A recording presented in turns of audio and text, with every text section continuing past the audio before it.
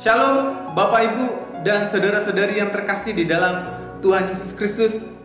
Senang bisa berjumpa dengan Bapak Ibu, saudara-saudari semuanya dalam renungan salam pagi. Renungan firman Tuhan hari ini terambil dari kitab Habakuk pasal yang pertama, ayat yang kedua sampai yang keempat. Saya akan membacakan bagi kita semua. Begini bunyi firman Tuhan. Berapa lama lagi Tuhan aku berteriak, tetapi tidak kau dengar. Aku berseru kepadamu penindasan, tetapi tidak kau tolong. Mengapa engkau memperlihatkan kepadaku kejahatan, sehingga aku memandang kelaliman?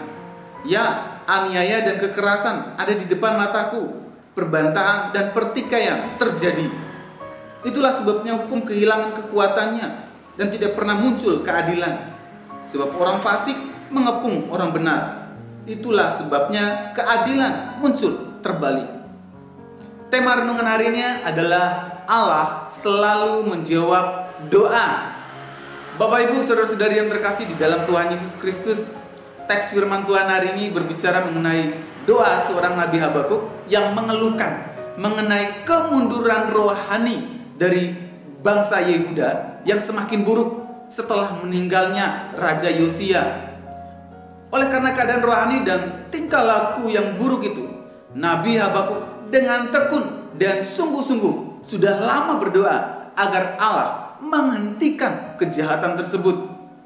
Di dalam pasal 1 ayat yang kedua, kita mendengar teriakan seorang nabi yang dirasanya bahwa Tuhan tidak mendengar doanya.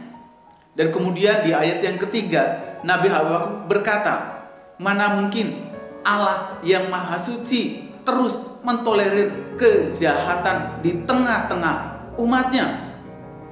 Sederhananya kita dapat menerjemahkan doa Nabi Habakuk seperti ini. Kalau Allah maha kuasa, maka Allah mampu bertindak. Kalau Allah maha suci, maka Allah harus bertindak untuk menghapuskan kejahatan.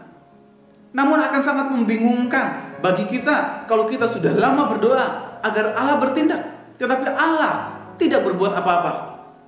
Seolah-olah berdiam diri dengan tidak melakukan apa-apa dengan semua doa yang sudah dipanjatkan. Atau barangkali Allah sudah tidak berkuasa. Inilah dilema seorang Nabi Habakuk ketika menanti jawaban doanya.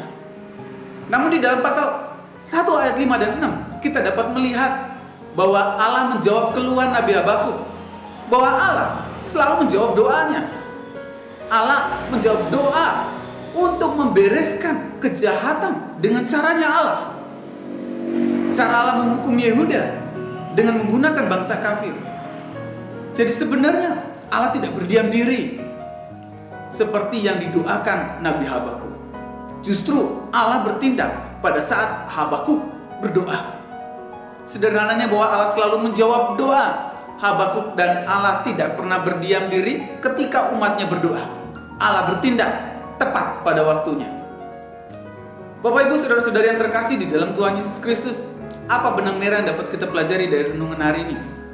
Benang merahnya adalah Allah selalu menjawab doa saya dan saudara. Cepat atau lambat, Allah tetap menjawab doa saya dan saudara.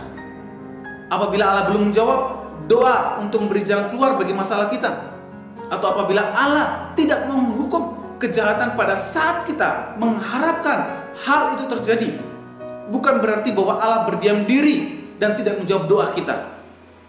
Habakuk pasal 1 ayat 5 dan 6 menjelaskan kepada kita bahwa Allah setia dan Allah adil dalam menjawab setiap doa kita.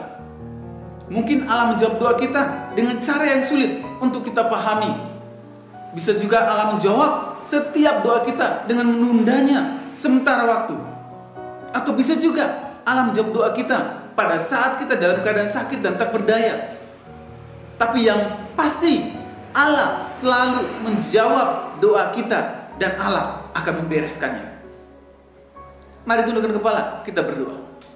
Tuhan, kami bersyukur melalui renungan hari ini kami dikuatkan bahwa dalam keadaan sulit, dalam keadaan sukar, ketika kami menanti jawaban doa, kami yakin dan percaya bahwa Allah selalu menjawab doa kami dan Allah selalu membereskan setiap masalah kami cepat ataupun lambat, kami yakin dan percaya Allah akan menjawab doa kami.